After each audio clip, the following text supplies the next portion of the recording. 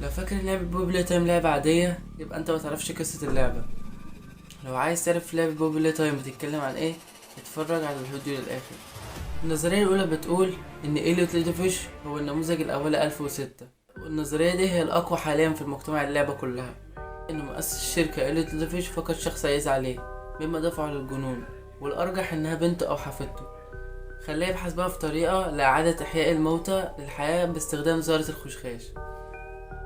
في الأدلة اللي في مكتوبة ملاحظات عن إعادة إحياء الموتى، وإن حتى هو عمل التجربة دي على نفسه عشان يبقى هو النموذج الأول لزبورته. طيب ليدمن إن هو بعد كده إن هو يفضل عايش ويتولى إدارة المصنع حتى وهو دمية متحركة.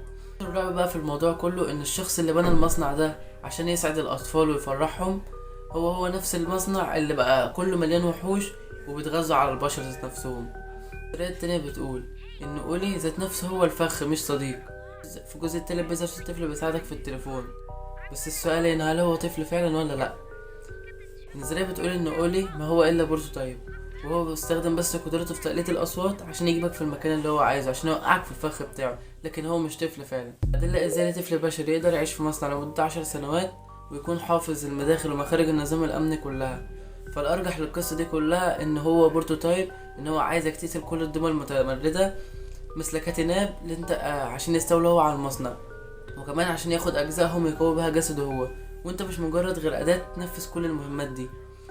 النظرية التالتة بقى بتقول سر زهرة الخشخاش وما علاقته ببوبي ذات نفسه. وما سألش نفسك ليه اللعبة اتسمت بنفس الاسم ده بالذات اللي هو بوبي؟ انا مؤسس الشركة يعتقد ان بوبي ليس مجرد دمية ذكية، بل هو وعزة نفسه لروح زوجة إليوت ليدوفيش، وان هو اول تجربة ناجحة لنقل الوعي البشري بالكامل. يعني هو اول تجربة استطاع ان هو ينقل فيها الوعي البشري بالكامل جوه الدمية. هو الدمية الوحيدة اللي تلاقي فيها الدم البشري حقيقي، وان فيها رائحة الخشخاش النفاذة. النظرية المرعبة هنا بتقول ان بوبي هو العقل المدبر لكل حاجة، هو اللي بعت لك رسالة عشان ترجع للمصنع عشان ينفذ المهمات الخاصة بيه، مش عشان ينقذك انت، بل عشان تبقى في مواجهة ضد النموذج الاولي عشان هو يستولى على المصنع. النظرية الرابعة هوية اللاعب، انت كنت الجلاد او الجزار زي ما هتعرف كمان في الشابتر الخامس. بعد بتقول النظريه ان اللاعب ممكن يكون موظف سابق للشركه، او ممكن يكون هو قائد الامن في الشركه او مسؤول عن الامن ذات نفسه، ممكن يكون هو احد علماء اللي هم اجروا التجارب المؤلمه على الاطفال. وفي الاشرطه بتلاقي الموظفين بيعملوا التجارب على الاطفال وبيعملوهم كانهم ارقام تجارب.